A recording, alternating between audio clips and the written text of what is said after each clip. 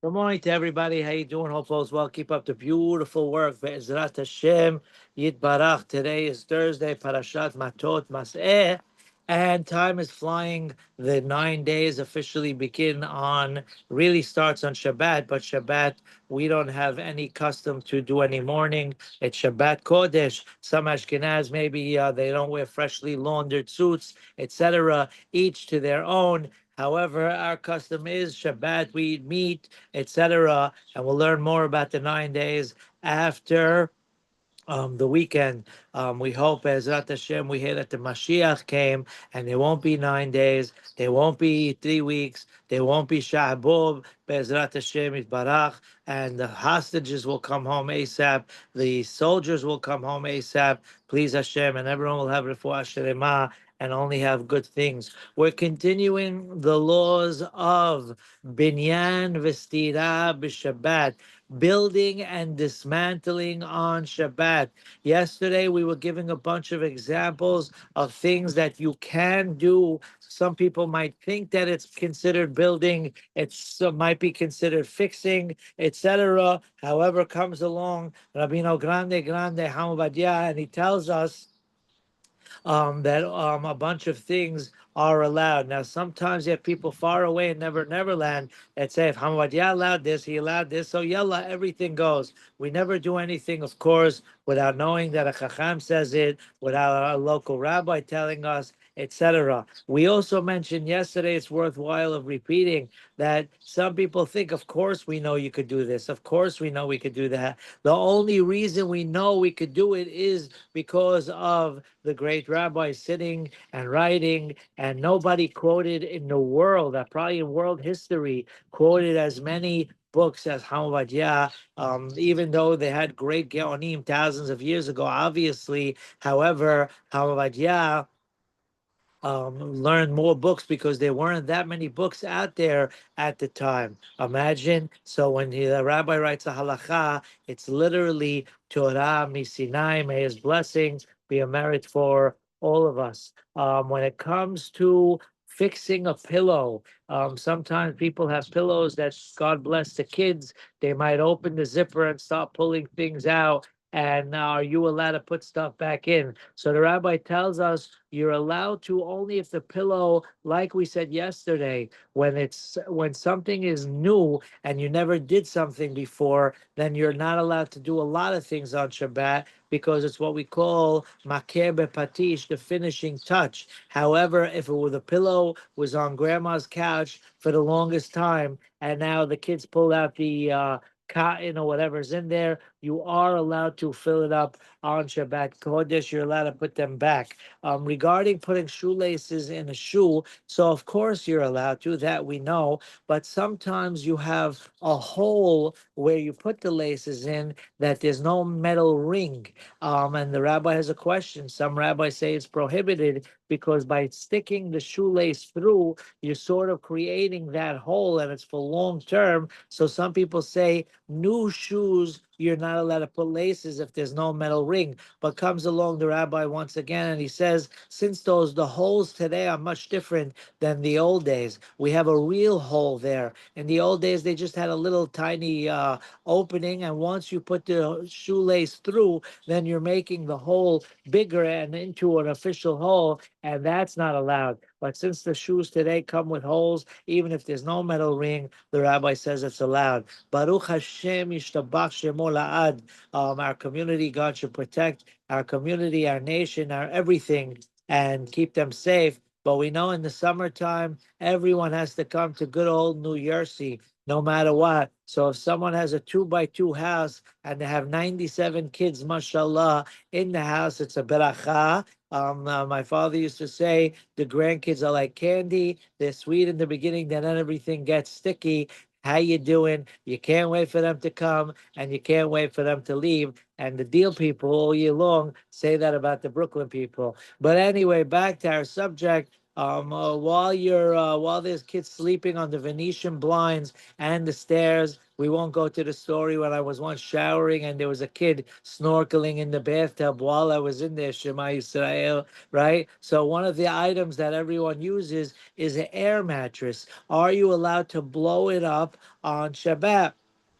And the rabbi says if it's a brand new one, you should not do it, believe it or not. So if someone does buy a mattress on good old Instacart or Birkat Amazon, technology is getting crazier and crazier. We're so spoiled. In the old days, when they needed a cup of milk, they had to travel 98 miles, go milk a cow, come back, right? And then get a cut. Today, guys, someone's in their house on the couch and they're Instacarting and they're Amazoning. And in Jersey, Amazon comes even faster. You get it within a couple hours. Yishtabach Shemo. We should always have plenty and shefa and everything good. So if you did get the air mattress and you never used it before, the rabbi says pump it up before Shabbat, and then in the future Shabbatot, you're allowed to, no problem, pump it on Shabbat, even with the pump that it comes with, not the electronic one, obviously. I don't know if they make these anymore, but I'm sure there are some people that do still have them next to all the stuff that they took from the Acapulco hotels in the old days. And one of the things from the old days was the thermometers, the old-fashioned ones that the teachers in school and the percent in the old days there was no nurse in school. There was a secretary, and she happened to have had a thermometer in her pencil case with all the pencils and pens. And I don't think they ever washed it down. Shema Yisrael, but we won't go there now. Back to our subject, the rabbi says, can you take the glass thermometer and give it a shake and let the metal, the item inside go down and then reuse it on Shabbat? And the answer is yes. But like I said, I don't think they have those anymore. The rabbi does discuss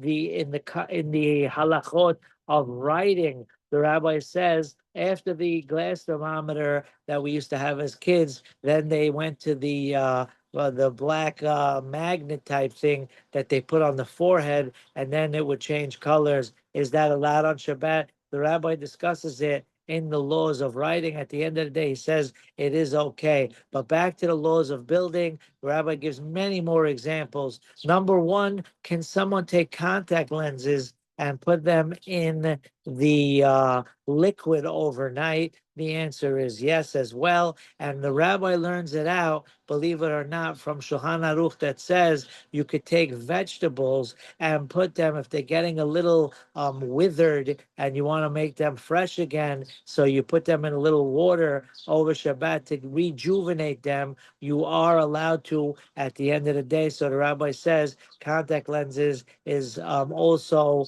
allowed to be put into the saline solution. Can someone who blows shofar, we have Rosh Hashanah coming. Of course, this doesn't apply to Shabbat. This halacha applies to Yom Tov.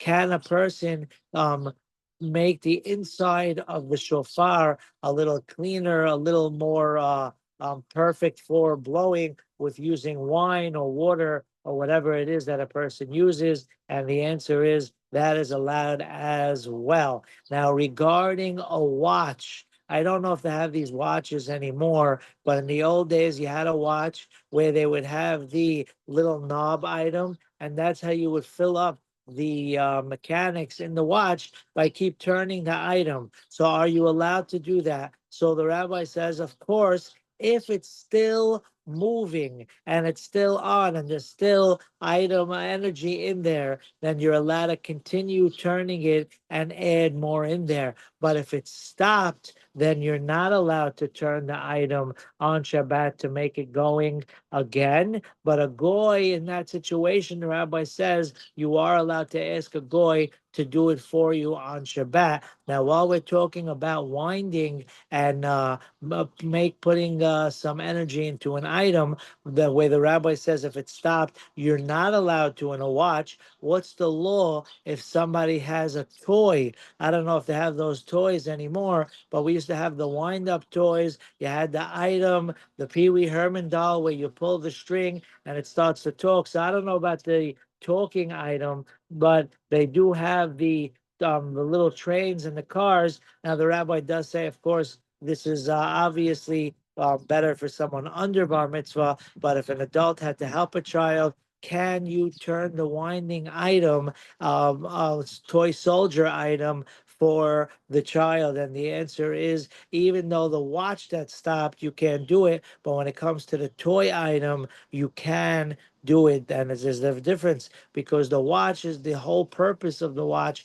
is to tell time. And once it finishes, it's like you're fixing it and redoing doing it, and therefore you're not allowed to. But the toy item, it starts and then it goes. So the rabbi allows in that kind of situation. Today they might not have the knob winding watch, but they do have watches that if you move your hand, then it gets things rolling in there, all the sprockets rolling. Are you allowed to shake your hand? So once again, if it stopped, then you can't move your hand on purpose to fill it up. But if there's juice in there, then 100% you're allowed to keep shaking it to make yourself, to make the item, make sure it doesn't run out of juice. Can you change the time on Shabbat? So I do remember when we were kids. I don't remember if it was a holiday after Shabbat. I think they've been changing the clock only on Saturday nights. So it must be it was a Saturday night where there's Yom Tov afterwards. Maybe it was Passover, whatever holiday it was. So they were all discussing, can someone change their watch and clock on Shabbat, on the holiday? And the answer is, if the when you pull out the knob, it does not stop, then you are allowed to. Of course, if it's not electronic. But even if it's an electric battery watch, a Q and Q watches for all the retailers, ex-retailers out there. If it, even with a battery, if you pull it out and it doesn't stop, you're allowed to change the time. But if it stops when you pull it out, you're not allowed to change the clock on Shabbat. Now, I don't know if people still use these, but I think yeshiva buckers still use them, so they could use this on Shabbat. The old-fashioned alarm clocks without battery, the ones, oh, even with the battery, but the alarm part has nothing to do with the electric. There's just a knob and you turn it, and then the alarm rings on Shabbat, and the alarm, the bell ringing is all mechanical. If it's all mechanical, you are allowed to set your alarm and, of course, turn off the alarm for Shalom Bayit purposes, because we don't want to leave the missus in bed with an alarm ringing, and then she can't sleep, and then, God forbid, she's tired, and then could lead to other things. We have to treat our spouse 1,000 times better than we treat ourselves. Now, you still see people with the old-fashioned watch today. We're not talking about an Apple Watch, which we'll get to, but the old-fashioned Casio calculator watches. How you doing? Are you allowed to wear those on Shabbat? Or the watches that had the light on it, that when you press the button you could see the time at night? Are you allowed to press that, to wear that watch, to press the button? Obviously, a million times you're not allowed to on Shabbat, but can you wear it? Do we say you might come to press something? You might come to press the light? And the rabbi says, we don't say you might come to. Now, of course, we only have this train of thought when a rabbi tells it to us. We can't start using it for other things on our own. But when the rabbis tell us something in this subject, the reason is because we don't say you might come to if the rabbis didn't institute it. Now, obviously, if it's something that's so open to something happening, then of course you don't need the rabbis to tell you it's not allowed. But on most people that wear that watch, it's not so. It's not an automatic thing that they press the light in order to see the time. So the rabbi says we don't say you might come to, because the original rabbis did not say that. But if you do have a watch, for example, an Apple Watch, obviously you can't wear it on Shabbat. There are specific emergency situations. Of course, we ask our local rabbi whether it's Hatzalah, whether something of the type. And a watch that doesn't turn on, that it's blank until you put your face near it or give it a little shake. The rabbi says in that situation as well, you are not allowed to whatsoever. The rabbi then gets into the subject of, we were talking about building till now, and after building we have dismantling, what we call stira. Stira is only prohibited on Shabbat from the Torah if you're doing it on condition to rebuild. But if you're not doing it on condition, then it's only prohibited midrabanan. And when it's prohibited midrabanan, there are certain instances where the rabbis did not prohibit certain things. And the rabbi gives us a classic example. Let's say somebody has a cupboard, or sometimes in shul, they have to lock the closet with the ekel in it. Mashallah, the kids know that there's fruit roll ups in there, and they get themselves an M80 to blow up the closet. So, of course, the closet has to be locked. But let's say they can't open it for whatever reason it is. Are you allowed to break open the closet? And the answer is you are allowed to in a destructive manner, even though it's prohibited from the Chachamim. But since you need the food, then you are allowed to, because you need the food for Shabbat Kodesh. The rabbi brings down a story that there was one time somebody who had the key to the Aron Kodesh in the shul, and they left it in their pocket, and they went to the south of France for the 3 weeks, and now we don't have the key to the Aron Kodesh. How are you going to read the Torah? So the rabbi says you are allowed to break it open on Shabbat for the same reason you could get food, you could get the Sefer Torah. Now we don't really have this in America, but they have. They some once in a blue moon you could get it, and on our next trip to Israel, inshallah, we go on Kafeh Nisharim. We get a shoko basakit. That's how you start off your morning in Israel. You get a lachmaniyah and a shoko basakit. You get a little chali roll, a mizonot one, and a little plastic bag with chocolate milk in it. How you doing? That's really heaven. Inshallah, we all go to Yerushalayim Habnuyah. That will be the ultimate heaven, Be'ezrat Hashem. So in Israel, and they still have this nowadays, believe it or not, they had it for 1,000,000 years. It's part of the country. They have milk in a bag, and you have this half pitcher item. You throw the milk in there. Can you slice open the corner to now get yourself milk? Now, technically, when you destroy something, that means you take everything out of it. You don't need the bag at all. But over here, you're cutting the tip, and you need the milk that's in there to stay in there. Are you allowed to? So the rabbi goes through all these items, and he says you're even allowed to with the scissors. And even if there's letters there. So one time I saw someone opening up a Domino sugar, and each to their own. And a person who goes above and beyond for Hashem, Hashem will go above and beyond for them. And the rule is we can never judge someone who's strict on themselves. But far away in Never Neverland, you have people that are strict on other people, and they're lenient on themselves, but we don't know those things. I saw a guy with a knife cutting open a Domino sugar, cutting in between the letters, because you're not allowed to rip letters on Shabbat. Of course, the rabbi says in this situation, just like you're allowed to rip at all, so you're allowed to rip the letters as well, because erasing on Shabbat is prohibited, but only on condition that you're going to rewrite. And if it's for destruction, you're allowed to as well. So you're allowed to, if you have a tropit, the Capri Sun items, you're allowed to make a hole and drink from it. Milk, you're allowed to. All kinds of snacks, you're allowed to. Of course, like we said, we all know we could do this, but it was because of the rabbi, God bless him, that we know we could do it. And he doesn't just decide, oh yeah, he finds a case in the Gemara that's similar, and then he goes to all the rabbis underneath. Like we said, 45,000 Sifarim worth of info in every halakha. When it comes to opening up a soda can, there are people that won't open a soda bottle on Shabbat, because when that cap is attached to the ring, so now you're creating the cap technically because you're separating it from the ring. But comes along the rabbi and says, Mama, that cap was there with the ring attached to it. It was already a cap. So when you take off the ring, the rabbi says, no problem, you're allowed to open it. But he does say, if you want to be mahmir, why not? You could be mahmir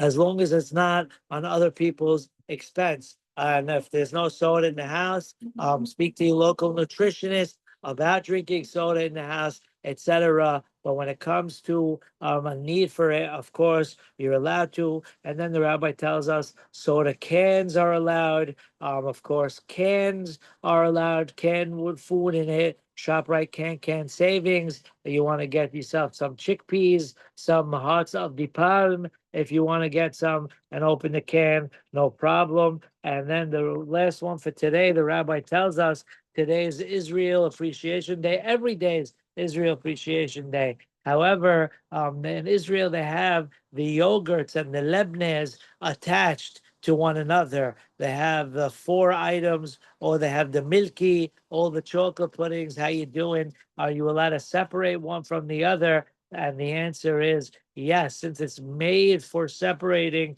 you are allowed to. You're not creating anything, and the rabbi allows it. We'll stop here for today. I hope everyone has the greatest day. Keep up the excellent work. Shem is proud of all of you. Sorot Tobot, Yeshua V'Nahamod. Take care. Bye.